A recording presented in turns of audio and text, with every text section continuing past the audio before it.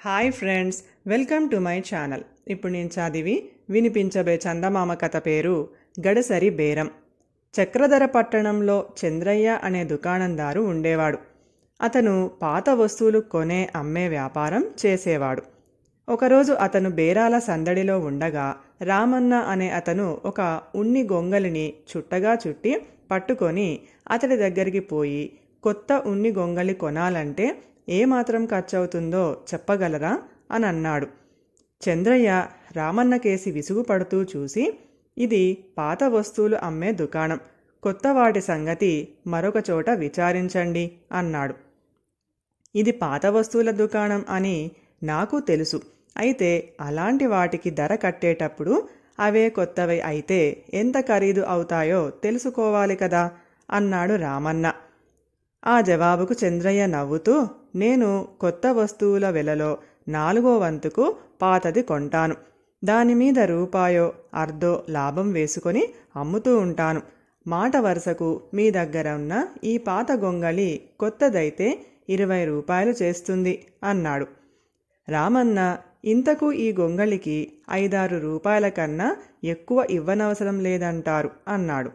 చంద్రయ్య గొంగళిని పరీక్షగా చూస్తూ, దీనికి ఆ మాత్రం రావడం కూడా కష్టమే, రంగు కూడా వెలిసిపోయింది కనుక 4 రూపాయలకు మించి చెయ్యదు అన్నాడు.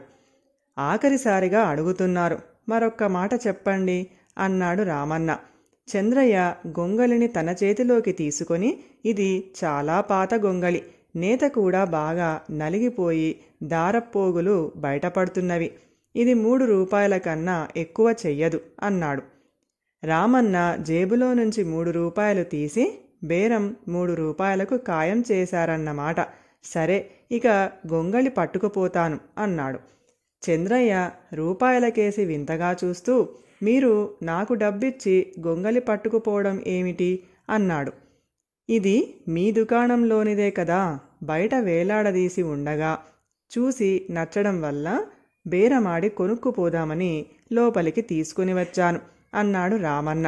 చంద్రయ్య రామన్న కేసి కోపంగా చూస్తూ, ఈ గొంగళి మీద దీని వెల ఎంతో రాసి అంటించిన చీటీ ఉండాలి, అదేం చేశారు అని అడిగాడు.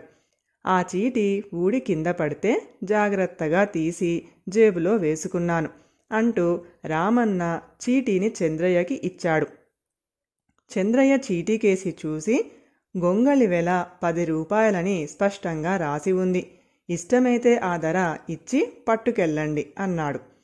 దీని వెల 3 రూపాయలకు మించదని మీ నోటి మీదుగానే మీరే అన్న తర్వాత దీన్ని 10 రూపాయలు పెట్టుకొనే వెర్రివాడెవడైనా ఉంటాడా అని రామన్న దుకాణంలో బేరాలు చేస్తున్న తతిమ్మ వాళ్ళకేసి చూశాడు. వాళ్ళందరూ రామన్న చెప్పింది న్యాయంగా ఉందని అన్నారు.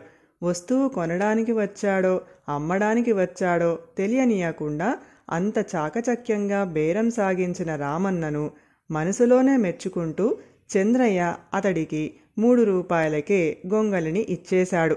కథ సమాప్తం. ఈ కథ కనుక మీకు నచ్చినట్లయితే ప్లీజ్ లైక్ చేయండి, షేర్ చేయండి.